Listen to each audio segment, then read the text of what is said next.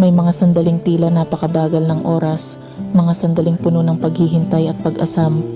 Sa bawat patak ng minuto, ang puso'y naglalambing at nananabik, umaasa na ang taong inaantay ay dumating, lumapit, at manatili. Hindi kailangan ng mga madrama o malalaking eksena. Sapat na ang presensya, sapat na ang bawat pagdampi ng init, na dala ng kanyang paglapit. Ito ang kwento ng isang pusong naghihintay, simple, totoo, at puno ng pag-asa na sa bawat pagdaan ng araw, ang distansya ay magwawakas at ang pagmamahalan ay magsisimula.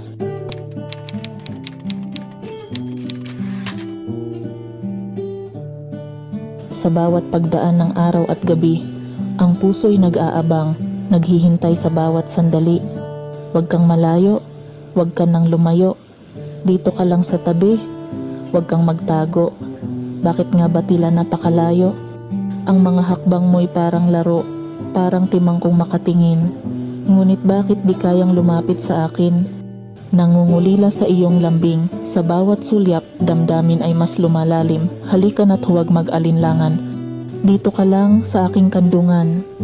Sa bawat sandali, sa bawat oras, ang puso'y umaasa, hindi na makatakas. Lumapit ka, huwag nang mahiya, sabihin mo na, pwede ba? Hindi ito isang teleserye o isang pelikula.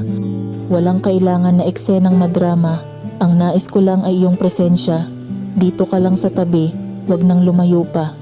Tambay na dito sa aking piling, ang oras ay lumilipas. Huwag na nating sayangin, huwag nang magkunwari, huwag nang magtago. Dito ka lang sa tabi, dito ka nga sinta ko.